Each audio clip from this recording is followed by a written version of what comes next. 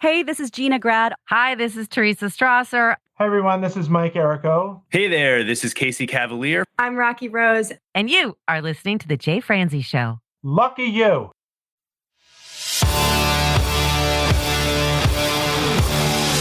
Welcome to The Jay Franze Show, a behind-the-curtain look at the entertainment industry with insights you can't pay for and stories you've never heard. Now, here's your host, Jay Franze.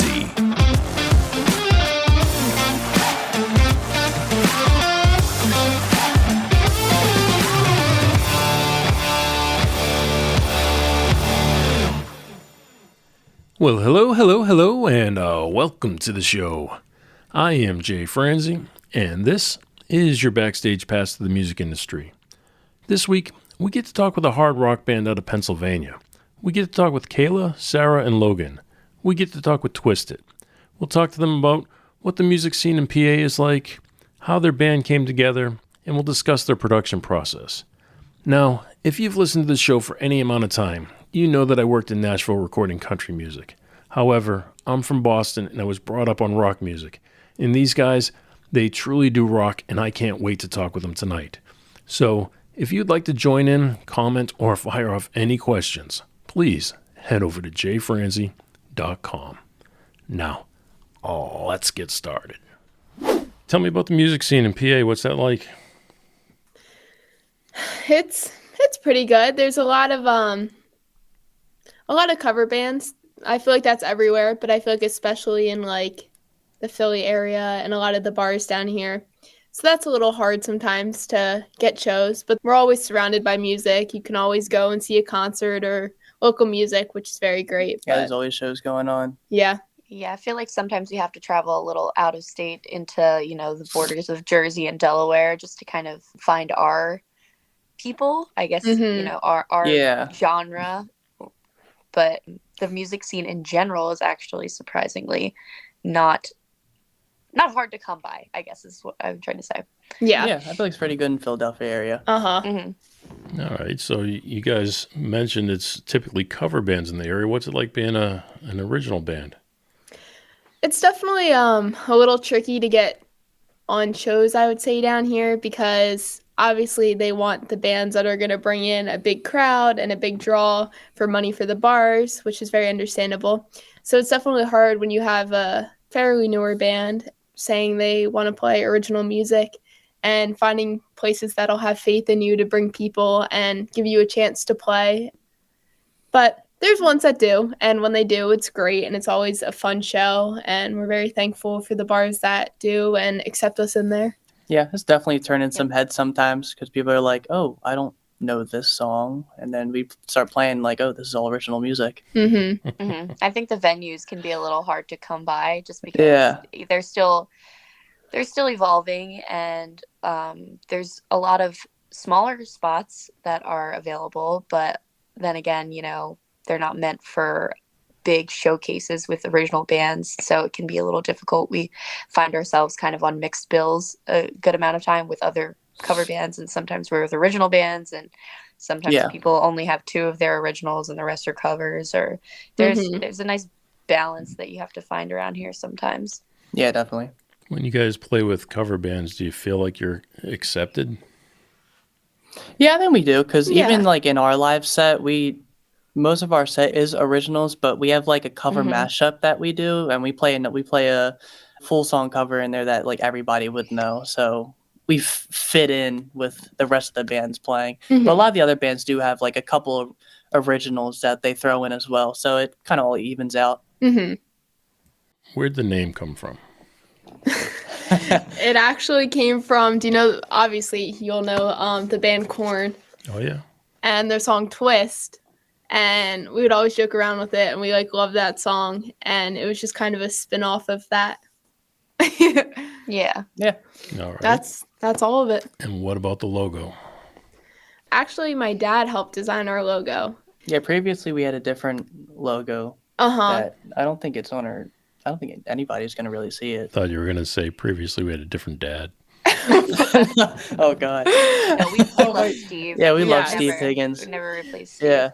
But our first logo was definitely more, I wouldn't say like you don't look at it and it screams like we're a hard rock band. So we just kind of wanted more of an aggressive logo and just messed around with different drawings and adapting it. And it's just kind of what came of it. And our other logo, we always had like the twist, the it as part of the logo. So we kind of liked how that looks. So wanted to incorporate that. So it's kind of just like one logo, but it has our whole name in it. Yeah. Yeah. Sometimes the old logo was hard to differentiate. Like it just looked like our band name was Twist because people didn't really pick up on the fact that like we had the I in Twist and the last T in Twist were like different colors. So it was like within. Yeah.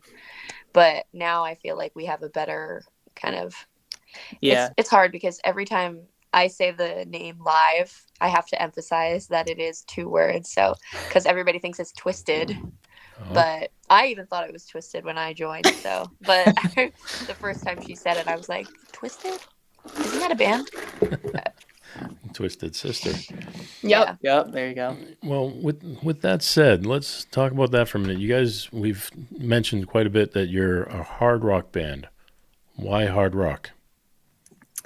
I feel like we talk about this every day where we're just like, what genre are we? Yeah. But like, because like we have such different sounds in our music, but like I just feel like the one that we stuck to the most was hard rock, and a lot of the bands that we influence off of and sound like also consider as hard rock, so we kind of just like took it from them as well. We always grew up with like classic rock and metal and that side of things, so it's just kind of what we grew up on and what we learned to love and what we love playing. And I always like the challenge on drums and playing something difficult and trying to push the boundaries. So I feel like we kind of took the instrumental as heavy as we could in some songs. And then the vocals, obviously there's no screaming in our songs, so we don't classify as like... Yeah, I wouldn't really consider it metal. But it's like, that's why we call ourselves hard rock, I feel like.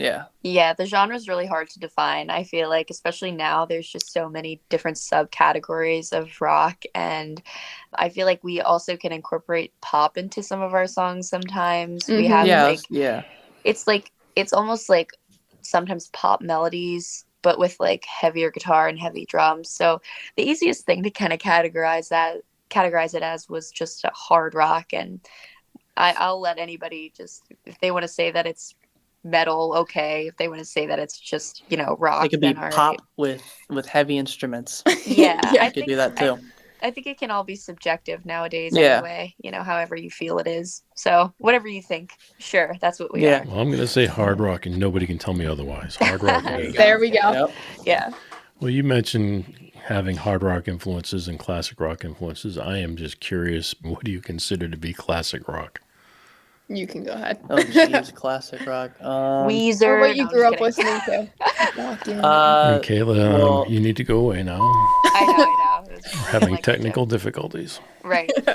Well, I don't really think that like what I grew up on is really considered classic rock. It's more because I grew up in like my parents have always been in the hair metal scene, and they grew up in the 80s, obviously. And so like I grew up with like Dokken and Rat and Whitesnake and all those hair metal bands, and so that's like a lot of where my influences came from. But also like I've been getting into like the newer metal as well, so that's where a lot of the guitar work for these new songs kind of came from. I just want to point out I've seen every one of those bands live in their prime in the 80s.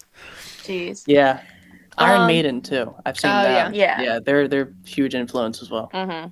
For me, I grew up on Guns N' Roses and AC/DC and all of them, but then I kind of moved to the prog side of things, and I absolutely love Rush. I love Tool, all that kind of stuff. Mm-hmm. My mom, she's a vocal teacher, and when I was growing up, I think she started there maybe when I was 10. She worked at a music school. Which was the School of Rock, if you ever heard of the School of Rock. Absolutely. So, yeah, they absolutely do literally everything you could think of from the 60s to now. But there was a heavy emphasis on that oh my God, I'm blanking. Like I did so many Judas Priest, like then we would hit Queen, but then we would hit like Heart, and then there was Journey, and just all the classic, like those vocals that my mom was always a very like a vocal heavy kind of listener. So all of those bands, like Steve Perry's Notes up on Journey, like that's what I grew up listening to.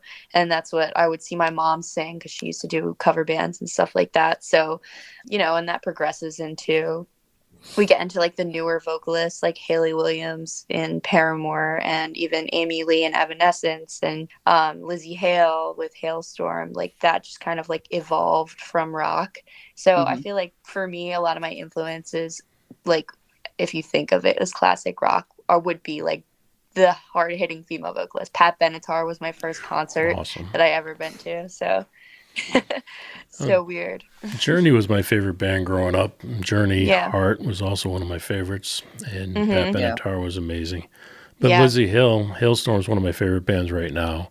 I've seen them several times. We just saw them. Did you really? Yeah, we saw them a couple months ago. That's awesome. From your neck of the woods too, aren't they? Yeah, they are. They're right from around here. Yeah, they live in Nashville now, but yeah, they put on a hell of a show. She's got like insane vocal control. And I don't know how she does all that without. She's got real good technique if she's still got her voice after all that screaming. So, God bless her. Well, she did have some vocal challenges for a little while. Yeah, I do remember that. Yeah. Well, I think it's cool. I can see influences, but I think you guys have your own sound too. I don't think you sound like any other band. I think you can tell there's some influences in there. I think we get that Hailstorm reference a lot because it's heavier instruments and clean vocals. Like Amy Lee is not a screamer, and I feel like that's not hard. That's kind of hard to come by in like nowadays. The female vocalists always, or the male vocalists, you know, they have clean vocals and they scream, or it's just they scream, but like the clean vocals with the heavy instruments is a little less common in my experience, at least. Yeah. No, I agree, definitely. That's a good point too, because the instrumentation is heavy. So is that something that you've always wanted to do? Is that the way you've wanted to sound? Oh yeah, definitely. Yeah. I've always loved like in the last few years when I first joined the band, I was getting into the heavier side of stuff, and then you've always loved the heavier stuff too, and so we just kind of fell into that and writing that type of music. I feel like for like a year of writing, that was like our goal was to get it to where it is now, and it was just really cool seeing like from the first song we ever wrote to our first EP we dropped, and just watching it progress and see it all come together was really cool. Yeah, this was my first time kind of working with an original band, so I never had like thought much about the direction that I would go in with the original music. I was playing with cover bands because that was the scene around here, you know, and that's how they found me. On my Instagram, I had posted, you know, about bands that I like. And then we stole her from her cover band. And then they were like, hey, we noticed that you listen to artists that kind of are the sound that we're going for, and we heard you sing, and we think you'd be a good fit with us. And I was like, no. And then a week later, Sarah was like, no, you're joking. She's like, what about now? And I was like, all right. So like I was in another whole band. Week later. It was true. She was at one of my shows and they asked me and I was like, no, I'm too busy. And then a week later she said, do you really mean it? And I was like, all right, you know, I'll come meet up with you and we can talk. And they told me they already had stuff lined up for recording, and they showed me some of their stuff that they had in the works. And I was like, all right, you know, can't pass up this opportunity. So I quit my cover band that I was playing with. I was actually in 2, and the other one just kind of faded away. Oh my God. No pun intended. No pun intended. But yeah, I mean, this is like, I don't have a day off now. I'm consumed with. Yeah, we own you now. Yeah, thank you. That's the way it should be. Yeah, I thought I would be off today, and I was warped into band rehearsals. So, but you know, it's all worth it. I laugh only because when I grew up, you were in a band, and that was it. You were in that one band, It seems like these days artists are in multiple bands, and there's something about that. Just it's cool. I don't mind it, but I still feel like there should be loyalty, because if you can put all of your energy into one, I think that's what makes that one band special. Yeah, Yeah, for sure.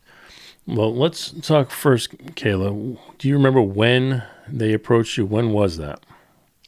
That was like around this time last year, maybe October of last year. like late October, Yeah. early November. No, it was actually because I had left. I went to Japan in October. Mm-hmm. Yeah, And so it was this like must have it was this like must have been first early week of October. Yeah. Yeah. I was doing a Japan and Korea trip October into November, and they were like, "Oh, we're going to Nashville." Like, it was the week after I got back from Asia, and I was like, "Oh my God, you guys are gonna break my bank account." But I went. I came back from the 13-hour time difference, and I was home for a week, and then I packed my stuff up, and we went again right on the plane. So, Yep. well, they drove, but I was like, "Oh my God, yeah. I'm not Yeah. doing that." Well, the reason I say that is because it shows just how young the band still is. I mean, if the formation was just a year ago, I can't get over the talent level for being so young and for only being together for a year. So where does it come from? I mean, I think we we all have our respective experiences with music and different genres, and our childhoods. We realized how kind of been consumed by music of all different types. So we became pretty well-rounded musicians on our own.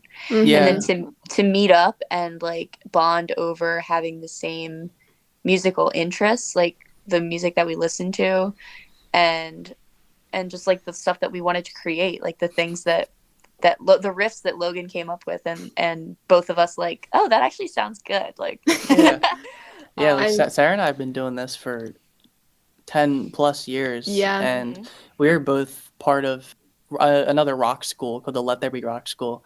And we were in the band program together there. And we were writing an original song in the program, in the band. And Sarah was starting her own project outside of the school. And then she asked me if I wanted to join because I was in her band at the school writing original music. So she was like, do you want to do this on our own? And then I was like, okay, yeah, sure. We just kind of clicked and then just took off from there. Yeah. I mean, I've been playing drums since I was 5, 18 now, so it's been a while. I've just always loved it. And I remember my parents would ask me, they're like, do you want to do anything else? Like, do you want to try this? And I was like, no, like, I just want to go to my music lessons. I want to do band. I was like, I would literally live at this music school. I would be here 5 days a week. And then when it started coming time about like talking about like when I get older, and they're like, do you want to do this or do you want it? And I was like, no, like, music's it. This is it. And they're like, all right, that's it. That's easy. And I was like, yep, this is going to be my career. And I always knew it was this or nothing. So yeah, right. I feel like Sarah and Logan are also such good friends that if Logan ever comes up with something that sounds bad, Sarah's like, she'll tell me if it sucks she or does not. not hold back. She does not hold back. Let's Yeah. just say that. Kayla, is that why you're sad and always get left out? Yeah. No, actually, well, I'll be sitting there and I'm ready to comment. I'm ready to say, Logan, that was really good. And Sarah's just like, Logan, I can't believe that you're even playing this to us right now. Like, this is the worst thing I've ever heard of you. No, I'm just kidding. Well, I mean, I'm sure she would. Sometimes, yeah. Yeah, but Logan never makes anything I appreciate bad. the honesty, though. If you don't like it, just tell me. Right. Well, with that said, I mean, you're all in some form of a musical school. I'm sure those schools have a bass player. So what has happened with the world of bass? We should have told you not to bring this up, Jay. We've had a lot of band changes and band members. And when we got Kayla, we were always planning to have a bass player. We were planning to have one to go down to Nashville with. And it just kind of was like, it kind of went to the back of our minds as we were getting ready. And we went to Nashville. And the three of us just clicked so well. And we're like, why ruin something that's good? And not saying that, like, we'll never get a bass player. But it's like, Like, it's working, yes. so why fix something that's not And broken? For all bass players out there, I don't know if they mean it the way it sounds. No. I'm a bass player. Players. I play bass, so I track all the bass on our tracks. And when we play live, we use obviously bass tracks, and they're me playing. So yeah, I'm a bass player, and I'm not just that coming at anyone. We can't clone Sarah, unfortunately, so we have to take advantage of technology. Not yet. Yeah. So Sarah is not yet. Sarah is our bass player at the end of the day. Yep. She can't be in two places at once, so we prioritize her on the drums. That's pretty cool. So that means you play to a click track. Yep. Which is impressive. Most bands don't like playing to a click track, especially when they're playing live. So the fact that you're playing to a click track, how are you triggering the bass parts? We have a whole Behringer with a splitter, and then we actually have this, instead of having a laptop for all these tracks, we have this little box. It's called a BB, and it's fairly new, but it's really great. It's like a laptop in a little box. Yeah, it's like a laptop, but iPad size, but it's not like touchscreen. It's designated just for tracks, so it's more of like stable. It won't crash. It won't. We run our backing tracks through that, the click, and our bass. So. So you mentioned a couple times that you were in Nashville. You also mentioned the producer. So who was the producer? His name's Kile O'Dell, and we recorded with him last year. We're going back in a week and a half to record again with him. Yep. So it's barely not even a week and a half. We leave up next Wednesday. Yeah. So down at Sienna Studios. Shout out Kyle with an I. That's just wrong, Kyle. Yeah. I know. We tried telling him, but it was wrong enough to be named Kyle, and then he had to stylize it like that. So he had to be different. I know, right? You guys are brutal, aren't you? Yeah. Kayla, I'm starting to see why they keep you in a different room. Yeah, I'm actually they've locked me in. I'm downstairs in the basement. So, I noticed the walls are padded. I get it. It makes sense now. Yeah. So when you first went in the studio last year, what songs did you track? We were there for 10 days, right? 10 days, yeah. We did all 5 songs down there. Yeah, we did all 5 songs off our EP. Yeah, we came down with all 4 of them. And obviously we changed some instrumentals. A lot of the melody stayed the same, but changed a little bit. Yeah. And then it was really cool. We did one co-write with him. So we literally wrote a song in a day with him, and that was her song called Still Alive. So it was really fun being able to write with someone else and bounce ideas off of each other. And it was just a really fun experience. And we're going to do that again this year. So yeah. So you mentioned you co-wrote the song with him. So that means he is some form of a musician himself. Yes. Yep. So did he take a hands-on approach to the recording process? Oh yeah. He was definitely more hands-on with it. Yeah. He knows what he's talking about. He was in, oh god, I can't remember the name of the band that he was in. I feel so bad. Failure Anthem, I think. There's another something one like that. Kayla, you're fired, my friend. I know. He's gonna DM me after this and be like, "You suck." But he was. He's definitely like a feedback kind of guy more than a. Like for the song that we did Still Alive in the studio, right? It was kind of like, all right, Logan had this idea for the song. So from that, we pulled a chord progression, and then he played it over on loop and was like, all right, Kayla, what melody do you hear? And I sing what I hear. And he's like, I was hearing that too. I'm thinking maybe this note goes up there though. How would you feel if like, instead of this run, it was this run? And it was nice to have that, like, because he has a lot of experience, like, with just working with, so many other artists, like, to name, I don't even know. He worked with Motionless in White. He did Catch Your Nothing Breath. More. Nita Strauss. Yeah, Nita Strauss. I said he was working with Lizzie Hale. He did Daughtry, I think he was saying. I don't even know. But he's got a lot of background, especially in the genre that we're in. Sure. So he was able to kind of gear us towards trends and, like, structure stuff that makes sense. Yeah. Well, let's take that a step deeper. I mean, the song starts off, it's got a build to it, but it also has this effect in the background. Was that something he came up with, or was it something you guys came up with? Well, we came up with, like, the first question he asked us, he's like, all right, what do we want to write a song about? And we all looked at each other and we were like, huh. And I don't even know why we said this, but we were getting like a vibe from our other songs that it was like apocalyptic and should be in like Call of Duty. Yeah. So we wrote the song about running from zombies and being in a zombie apocalypse. So kind of just very mysterious and yeah. From that, we were like, what ominous sounds can you pull out of the samples that you have? Yeah, but like a lot of the samples and the extra stuff in the song is mainly by him. A lot of the FX and production stuff is through him, but the meat and potatoes of the song is us. The meat and potatoes, man. Yeah. So a fun fact about the recording was that I was only available to be there for like I think I was only there for 5 days, and they were there.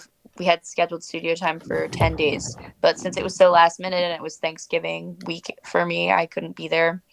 So we kind of had to not rush, but like we had to do the vocals before any of like the instrumentals had been finalized. So the only song that I recorded my vocals to the finalized version of the song was Faded. All the other ones I pretty much just had a chord progression to sing to. So like with Still Alive especially, and all the other songs, I wasn't really there for that editing process. I was kind of just like getting updates as I was at home, and they're sending me like an audio message at 4 p.m. and I'm like, oh my god, what does it sound like? So, but it was so cool to see it come together, and like Kyle really helped bulk up the songs and fill in like spaces just to kind of make it feel complete, and he did a really good job with everything. We're really excited to go down next week and see what he does and how he helps us build our songs. I like the imagery. I mean, if they're the meat and potatoes, then you're the gravy, and this happened at Thanksgiving. It makes perfect sense. Absolutely. Yeah. So and Kyle's the stuffing. There you go.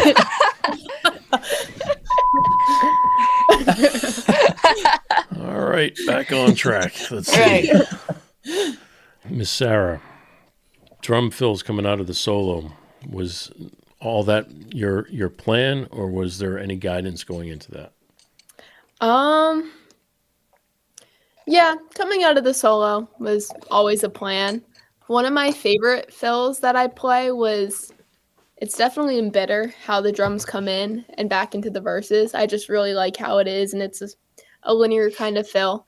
And that was more of a Kyle thing. I told him how, we'll start with this. He was like, what are you picturing for the verse? And I was like, I want this like really weird offbeat pattern. And I was kind of playing it for him. And then we kind of built the intro fill together, which was cool seeing that come to life. But the one out of the solo, I kind of always envisioned that and just wanted it to end big. But being able to build the other one with him was cool, and just seeing like what other people picture and what they hear. Well, Bitter kind of has that build up to it as well. But instead of having effects, it was more of an airy feel to it. It kind of had this airiness to it. Yeah, something more atmospheric. Yeah, absolutely. So how do you approach that when it comes to guitar? I don't know. Well, at least with Still Alive, most of the guitar parts in that song I brought already with me. A lot of the stuff, like the atmospheric stuff and stuff behind it, we do there. And like I said, like he kind of just throws in there. Logan's stumped. Yeah, I'm stumped. I'll tell you what really happens. Logan sits there and he noodles on his guitar for literally hours. Yeah. Me and Sarah and Kyle get so bored that we decide to get up and walk together to Dunkin' Donuts, and we go get Dunkin', and we come back 4 hours later. This is a true story. This is so true. He's just like, I can't get it right, and we're like, all right, well, we're gonna leave, and when we come back, you have to have it. And then we have all of our iced coffees and we drink them. And then he has until we're finished our iced coffees to reveal to us his new riff. Yeah, that's how it happens.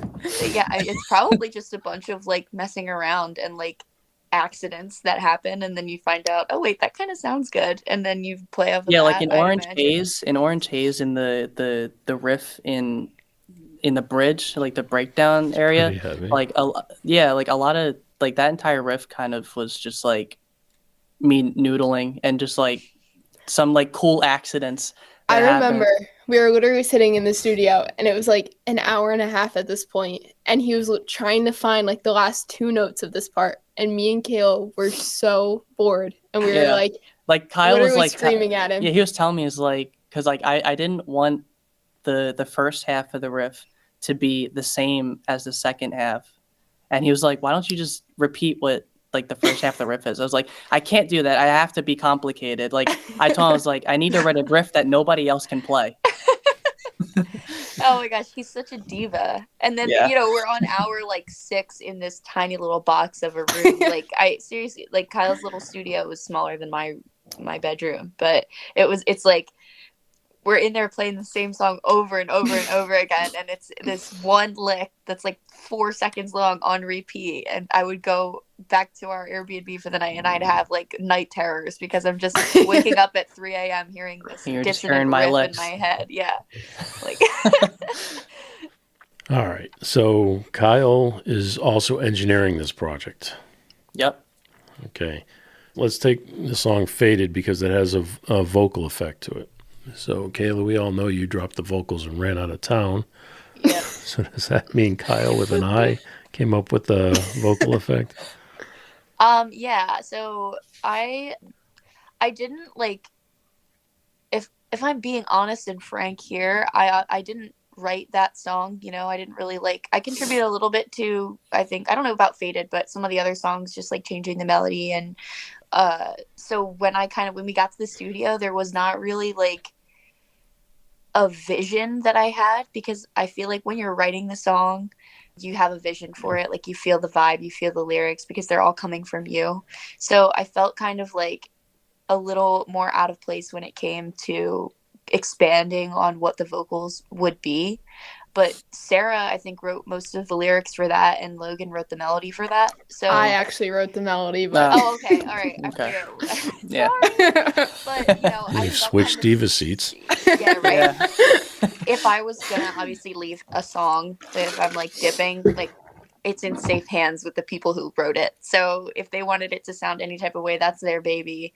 And they saw the vision when they were writing the song. They knew in their core what they wanted it to sound like, how they wanted to expand it. So, you know, I let them have that. And then Kyle kind of probably, I mean, I'm assuming because I can't read his mind, but I'm sure he added some trends to what he thought happened in the genre. Especially like the first verse of Faded, it's definitely darker. And it starts off with literally the lyrics, it's like, this pain consumes. So having it like buried in the track and a little staticky, I feel like it just helps bring the chorus like jump out at you more and really come to life. And it kind of just like, I feel like adds more emotion when you're listening to the song and can really help you connect with the lyrics. Mm-hmm. Kayla, what did you think the first time you heard it? Well, it was the first time that I've ever had any kind of effect on my voice, the first time I've ever been recorded and put on a recording. So I was like, kind of, what the heck is that? Because I've only ever heard my live vocals, you know?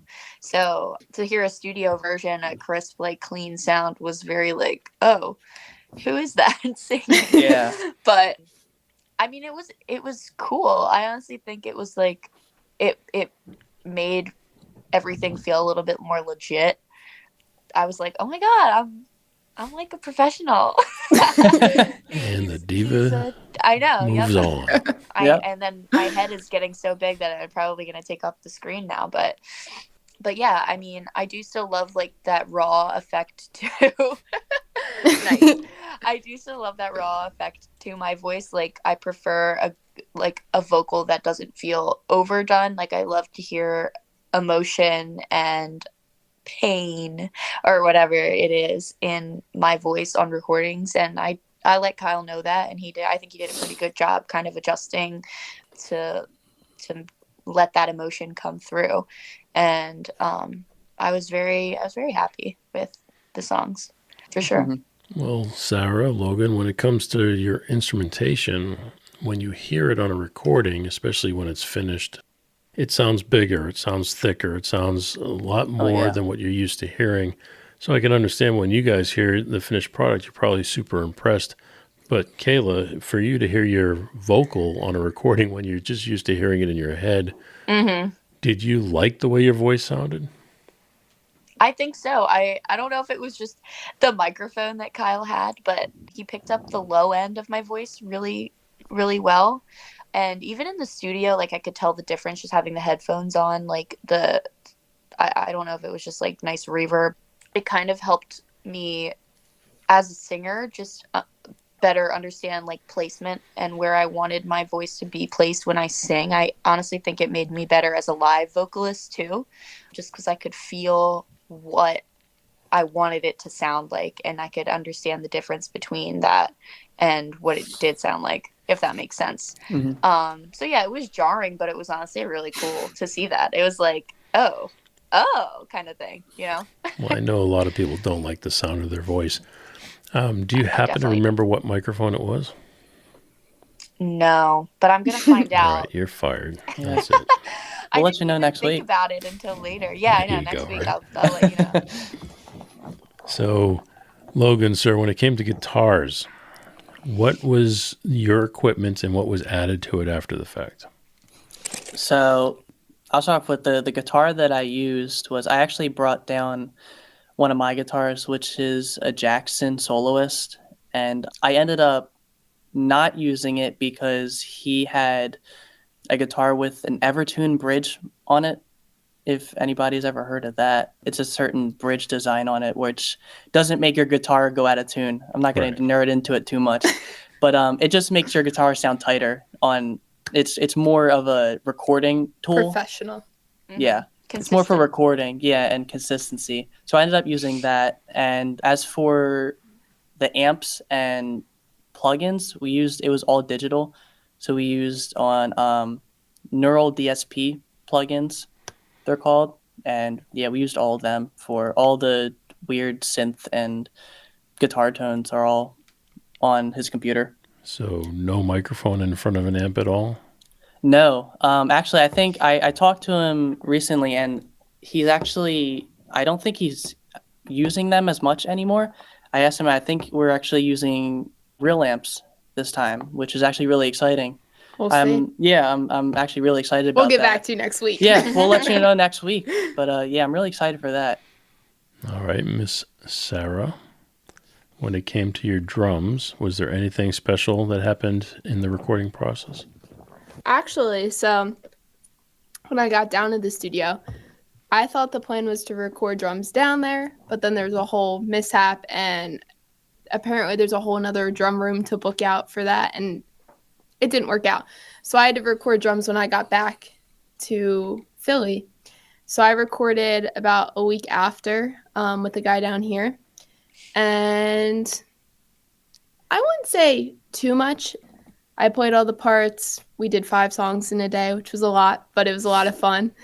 And it was interesting, though, because I had an idea what my drum parts were going to be going down, but we definitely changed some parts. We changed whole bridges of songs, so I had a week to kind of relearn the parts that I wrote, which was a little stressful.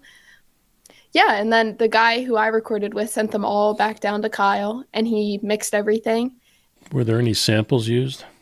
Yeah, and some of our bridges. Like in Faded, like the verse, like the first verse, there's no actually drums. no drums. It's just like trap beats, I guess. Yeah. You could say. And then in in Orange Haze, in the bridge of that song, there's like drums playing behind it, and that's kind of like a trap beat and more digital. Yeah. But all the rest of the parts are me. Mm-hmm. But it's got heavy drum fills as well. Yeah. It's really cool seeing like how my drums, and then also like being able to include trap beats and digital drums, and just hearing the blend of it all. It's just a cool mix of things. All right. So what was the biggest takeaway from being in the studio? Oh, geez. I learned so much. About honestly. Writing songs. Yeah. Even. Like, we're going down this time a lot more prepared than last time. Last time we went down, all we had was like 30-second to a minute voice recordings on our phones of parts of our songs that we're going down. Yeah, they were all with. in different parts. Yeah, and we didn't really know going down like what to expect, because this is like the first time that we've ever really. I mean, we're going to Nashville in like a professional recording studio, but we've never done something like that. But now, since we know like what's going on, like who we're working with, and we're going down with like actual demos now, I feel like we're a lot more comfortable this time. Even like right after we got back from Nashville last year, pretty much like the month after, we started writing our new material because we really wanted to go down again this November now. Mm-hmm. So we had to get started, and we wanted to write 4 to 5 songs. So even going about like our writing process, we just learned so much from being in the studio. Like, where to start with your song and starting with our choruses. And if you can't hit hard in a song within like 30 seconds and have a strong chorus, then it's like nobody's going to want to listen. So just being able to like, I guess, learn how to write like a really powerful song and more of what like draws the crowd in and makes you want to listen more to it. So definitely like writing was a lot easier going around this time. Like I remember our songs we recorded last year, we would spend like months on them. And some people spend years, so that's okay. But even like coming up with parts, it was a lot easier. Writing lyrics is a really cool thing because I think a lot of singers or someone in the band writes all the lyrics by themselves, but we all write them together. And it's really cool being able to bounce ideas off of each other for that. And I think it's just, I like how we write together and really bounce ideas off each other. Yeah, I think like we definitely learned a lot about songwriting. Me particularly, also like we had only really known each other for a month or two. I really only knew them for a month or two. So all the songs pretty much that we came with, they were already written by these two here. You know, they already had their vision for them. So I was kind of just on those. I felt like a little bit of a helper, you know, a little assistant to kind of build the song and make it, you know. But when it came down to Still Alive and writing that, like that was obviously our first time writing together. It was my first time writing lyrics and a melody for an actual song. And it was really cool to see how all our brains kind of meshed and the ideas we came up with. And it was just like a learning experience. You definitely gain a lot of knowledge about like song structure and like what people want to hear. And as a vocalist, you know, somebody who I've only done live performances for the past, you know, 10 plus years. So I've always been taught to focus on the performance more than the intonation and like the emotion that you put behind your voice.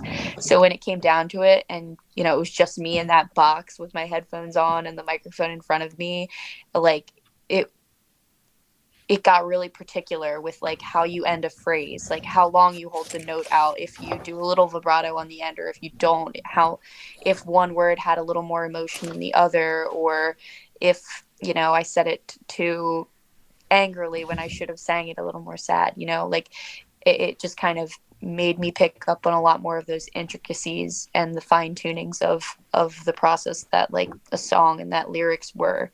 And I feel like it made me feel a lot more like a musician to be in the studio. Yeah. Mm-hmm. So what do you anticipate being different this time for you? Well, I'm surprised that right away at first producer, you know, was very lucky for us. Mm-hmm. And now that we have a bond with him and he understands like the vibe that we're going for and what we want, and how with all of these recordings that we got back each time, you know, Logan will say, hey, like my guitar in this part, you know, I wish it was a little more this tone, or me with my vocals, like I don't really like that effect. I want more of a, you know, a natural effect there. And Sarah with her cymbals, like, oh, I want my cymbal higher there. You know, now he knows that that's how we want our songs done, that that's the sound that we want, that that's what we'll be happy with. I feel like now we go in and we have better versions of the songs that we want. And I feel like he's going to be able to help us so much easier, like bring those to life. And now that we are like friends and on the same wavelength, I guess he's going to DM me after this and be like, we're not friends, Kayla. Why would you Not after this, not at all. Yeah, right. Nope. What were the biggest challenges that you guys faced when you were down there? Logan's 21st birthday. Yeah. Just kidding. No. I say, well, I'll say maybe like getting into the groove of it, but like it was pretty easy actually. He was actually pretty easy to work with. Yeah. Yeah. Maybe like having to do the vocals first, I would say. Yeah, was that's kinda true. rough Yeah, because Kayla had to leave halfway through. So when we first got down there, we were doing it diva thing. Yep. Yeah, I know. yeah. So when we first got down there, we were doing it the way that Kyle usually does it. Then we told him that, hey, Kayla's only going to be here for half the time. So he thought he knew originally, but he did not. Yeah, yeah. So he didn't know that. He was like, oh, well, we're going to have to change the way that we do things a little bit. So we're going to have to like start with melodies really kind of first and do vocals over top of like just chords. Yeah, and like it was like you know, like a standard drum beat. It was literally kinda, like a metronome playing and like piano chords. We're like, all right, Kayla, go for it. Yeah, it was a backwards method for sure. Well, Kayla, that's got to be a challenge right there, right? I mean, because how do you know how powerful to be without the music behind you? Yeah, it was rough. We definitely had to discuss the vibe of the song before I went in there. We had to look at the lyrics and be like, look, this is what you're talking about. It's going to be big here. Like, make sure that you are angry there. Make sure that you're in your lower end for that. And it really comes into play, like, a lot of the times, like, I'll get a little technical here and say a lot of times I have to sing with my mixed voice in order live to hit notes easier because I'm moving around. But when I'm recording, like, there's a lot of things that make more sense to use your chest voice so that they sound a lot more powerful and heavy, and you get, like, you know, a certain undertone to that. So there were times where I would sing like a line and be like, you know, I didn't like the way that I sang that. It felt weak.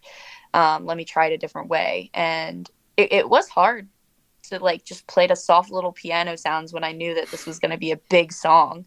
And I also think that that's probably going to be a good thing coming into this next week in Nashville. Like, we'll ideally have the song finished and then I'll record the vocals for it, and I'll be really able to hone in on that, like, emotion and how it should be. But I mean, it was a challenge, but we got through it, and I think it sounds pretty good. So I might be biased, but what do you guys hope that people take away from it? Our songs, like, even playing them live, we just love. Actually, the other day we posted our song Still Alive, and we posted something on TikTok, and this one lady, she reposted our song, and she was like explaining how she was in an abusive relationship and how this song has helped her so much and how she just really can relate to it. And it's just so interesting because, again, we wrote the song about running from zombies, but how people can interpret it in so many different ways, and seeing it help people and seeing people sing along to it at our shows and just telling us how much they love the song and how it's helped them. And it's just a cool feeling seeing all of that happen. Yeah, absolutely. I would say interpretation, like other people interpreting our songs however they, you know, that I love that mindset, like that takeaway that a song can mean anything, you know, like it could be about drugs, but it could also just be about, like, you're going through a breakup or something. And as long as our songs reach an audience that they can understand it in a way that's relatable, that's universal, like, that's all that I could really ask for with my music, is to connect with someone however they need to connect with it.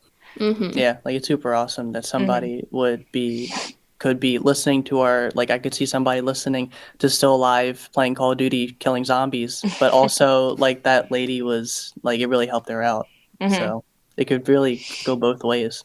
I can only imagine that would be something that would make you feel good, knowing that your music's something that you sat down in your bedroom and wrote, and now it's touching somebody's life like that. It's going to feel great. I mean, that's why I listen to music. You know, I like to relate to people, and I like to know that I'm not alone in a feeling that I have, and hearing somebody express that through lyrics and music, that they also have felt the same way as me. Like, you know, that it's validating, and it's nice to know that so many people listen to that and relate to that, and we're all just human at the end of the day, you know? There you go. Yep.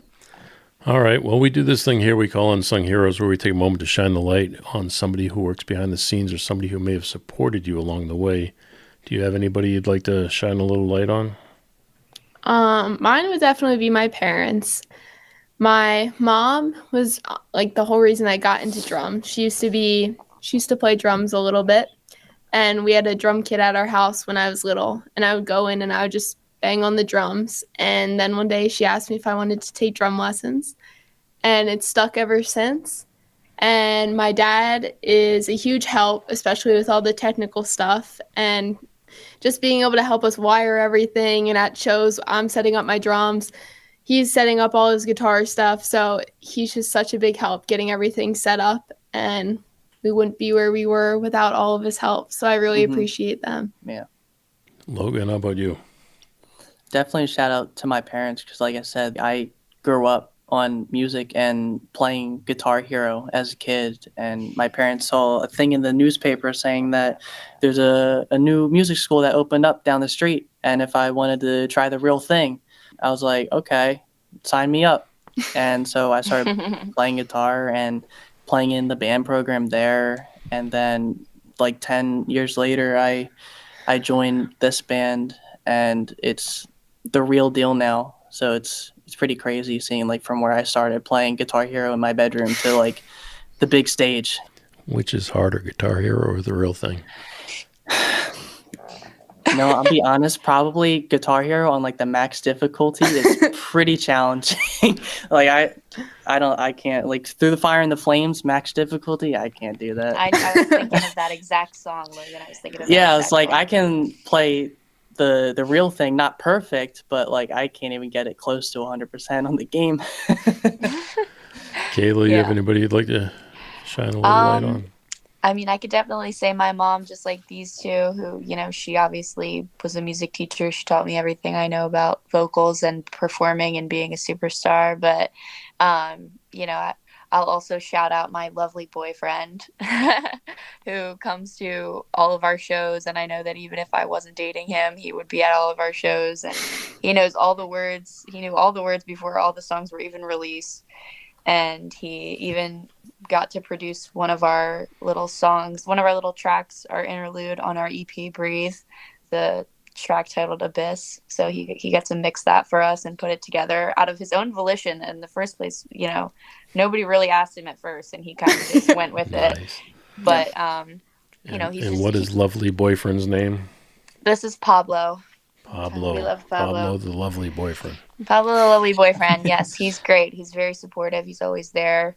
And even when he's got to rush from work to be at the show, you know, he's there. Yep. He's also Logan's boyfriend, and he's the band boyfriend. Yep. Right.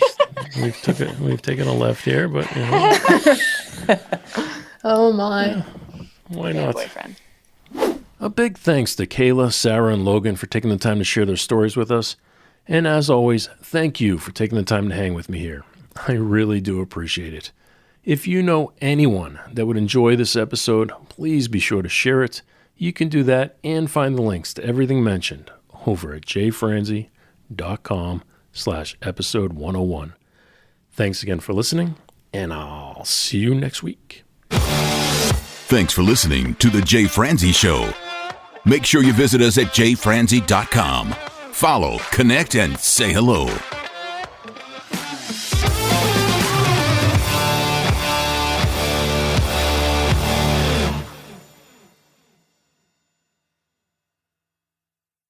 This episode has been brought to you by VR Knives, your source for 100% custom knives made by a true rock star. So, if you're in the market for a new piece of art, reach out to VR Knives. 407-421-5528. 407-421-5528.